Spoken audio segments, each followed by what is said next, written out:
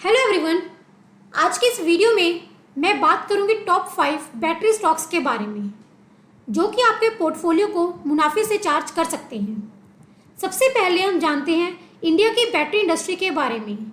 वैसे तो बैटरी का इस्तेमाल हर जगह होता है, फिर चाहे वो रिमोट हो या फिर मोबाइल फ़ोन्स हो या फिर इलेक्ट्रिकल व्हीकल्स में भी, इसलिए इसकी ग्रोथ पोटेंशियल को लेकर तो कोई शंका नहीं है। 2024 में इंडिया की बैटरी इंडस्ट्री का मार्केट साइज $7.20 बिलियन निकाला गया है और 2029 तक ये साइज $15.65 बिलियन तक पहुंच सकता है। मतलब कि इसमें 16.80% का CAGR दिख सकता है। इस ग्रोथ के कारण है ऑटोमोबाइल में बैटरी का इस्तेमाल और लिथियम आयन बैटरीज की मैन्युफैक्चरिंग पर जोर। इंडिया में ईवी पुश से बैटरी इंडस्ट्री को काफ़ी फायदा हो सकता है।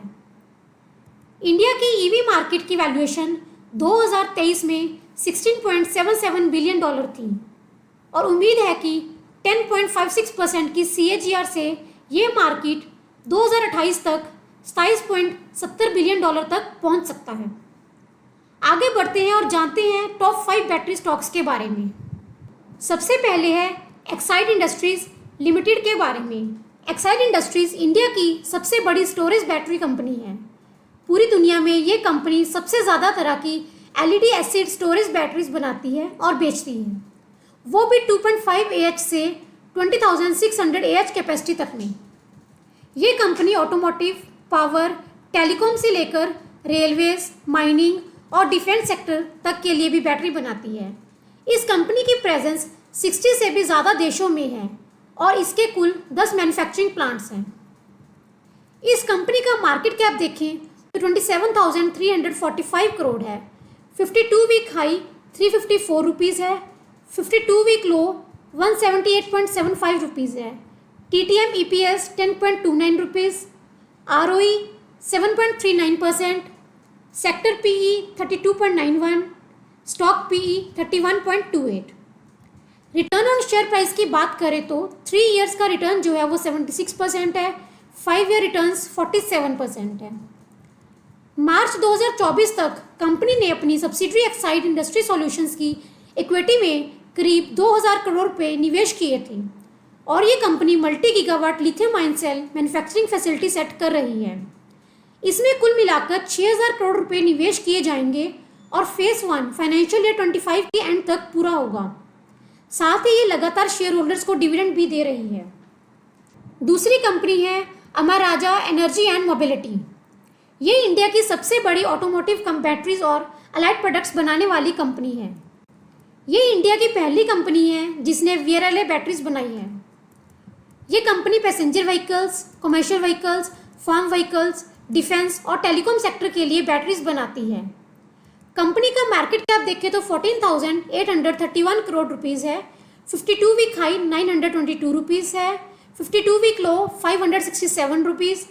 TTM EPS 44.40 rupees, ROE 13.10%, sector PE 32.91, stock PE 18.26। Return on share price की बात करें तो 3 इयर्स का जो रिटर्न है वो -4% है, 5 ईयर रिटर्न्स 19%। वाई महाराजा एनर्जी एंड मोबिलिटी। दिसंबर 2023 की रिपोर्ट के हिसाब से कंपनी ने न्यू एनर्जी बिजनेस को बढ़ाने के लिए अगले 2-3 साल में 1500 करोड़ रुपए का कैपेक्स करने वाली है। तीसरी कंपनी है एवरेडी इंडस्ट्रीज इंडिया।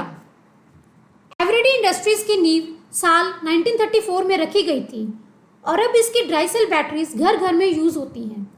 इंडिया की बैटरी सेगमेंट में इस कंपनी का 50% से ज़्यादा का शेयर है। इसका प्रोफाइल फ्लैशलाइट, कंज्यूमर, टॉर्चेस और प्रोफेशनल लाइटिंग और इलेक्ट्रिकल एक्सेसरीज में डाइवर्सिफाइंग है।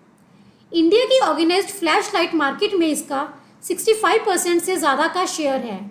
इसके 6 मैन्युफैक्चरिंग प्लांट्स हैं और 1000 से भी ज़्यादा डिस्ट्रीब्यूशन पॉइंट्स हैं। कंपनी का मार्केट कैप 2447 करोड़ रुपीज़ है। 52 वीक हाई 441.55 रुपीज़ है, 52 वीक लो 286.60 रुपीज़ है। TTM EPS 6.10 rupees, ROE 8.64%, sector PE 81.64, stock PE 55.09। Return on share price की बात करें तो 3 इयर्स का रिटर्न 25% और 5 इयर्स का return 78%। Why Eveready Industries India, financial year 24 के क्वार्टर 3 में कंपनी का नेट प्रॉफिट 8.41 करोड़ रुपीस था, जिसमें 54.6 की ईयर ऑन ईयर बढ़त हुई थी। दिसंबर 2023 की एक रिपोर्ट के मुताबिक इंडिया का कंज्यूमर लाइटिंग सेगमेंट में इस कंपनी का 3% का शेयर है। इस सेगमेंट की बढ़त को ध्यान में रखकर कंपनी अपने रेवेन्यू को आने वाले 4 से 5 साल में 300 करोड़ से 1000 करोड़ करने का टारगेट रख चुकी है। आइए अब देखते हैं फोर्थ कंपनी है high energy batteries India. High energy batteries India की शुरुआत 1979 में हुई थी। ये आर्मी, नेवी और एयरफोर्स के लिए हाईटेक बैटरीज बनाती है। कंपनी के मेन कस्टमर की लिस्ट में department of defence supplies, navy और इसरो शामिल है। इस कंपनी का मार्केट कैप 575 करोड़ रुपीस है। 52 वीक हाई 750 रुपीज़ है, 52 week low 330 rupees, TTM EPS 21.67 rupees, ROE 27.89%, sector PE 40.53, stock PE 29.59। 3 साल का रिटर्न 315%, 5 साल का return 1303%। Why high energy batteries India, financial year 23 annual report के हिसाब से ये अपने प्रोडक्ट रेंज को बढ़ाने के लिए काम कर रही है। इसमें ये फ्यूल सेल और vanadium redox flow battery add करेगी, जिसका इस्तेमाल पावर जनरेशन में होगा। साथ ही ये बैटरी और पावर बैंक सिस्टम इंटीग्रेशन पर भी ध्यान देगी, जिससे ये डिफेंस और बाकी मार्केट में अपनी पकड़ को मजबूत करेगी। आखिरी में बात करते हैं हिमाद्री स्पेशलिटी केमिकल्स लिमिटेड की। इंडिया में सबसे पहले लिथियम आयन बैटरीज की प्रोडक्शन इसी कंपनी ने की थी। ये company speciality carbon black coal, tar pitch, refined naphthalene, new energy material और स्पेशलिटी ऑयल बनाती है। और ये products lithium ion batteries, aluminium agrochemicals और डिफेंस सेक्टर में इस्तेमाल किए जाते हैं। मार्केट कैप की बात करें तो 16,433 करोड़ रुपीज़ है।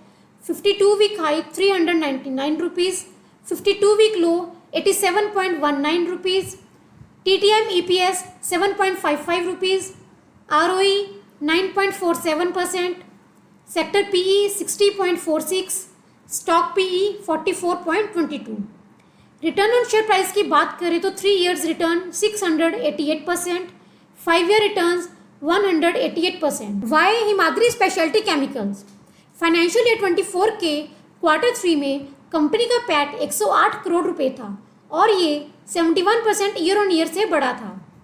दिसंबर 2023 कंपनी ने घोषणा की थी कि ये इंडिया में पहला LFP कैथोड एक्टिव मटेरियल का कमर्शियल प्लांट लगाएगी। ये प्लांट 27 से 36 महीने में चालू हो जाएगा। इसमें ये अगले 5 से 6 साल में फेसेस में कुल मिलाकर 4800 करोड़ रुपए निवेश करेगी। मार्च 2024 में हिमाद्री स्पेशलिटी केमिकल ने केमिकल मैन्युफैक्चरिंग कंपनी इन्वती क्रिएशंस, जो कि लिथियम आयन इलेक्ट्रोड के काम में है, उसके 40% स्टेक खरीद लिए थे 45.16 करोड़ रुपए देकर। हमारे चुने हुए टॉप 5 बैटरी स्टॉक्स हैं Exide industries, Amara Raja industries, Eveready industries, high energy batteries, Himadri speciality chemicals. Selection criteria ये है कि इन स्टॉक्स का PE रेशियो सेक्टर के PE से कम है, इसलिए इनकी कीमत फ्यूचर में बढ़ सकती है। साथ ही में इनका ROE भी 5% से ज़्यादा है। लेकिन याद रखिए, किसी भी स्टॉक में इन्वेस्ट करने से पहले आपको खुद अच्छे तरीके से स्टॉक को एनालिसिस करने के बाद और अपने फाइनेंशियल गोल्स को ध्यान में रखते ही इनमें निवेश करना है।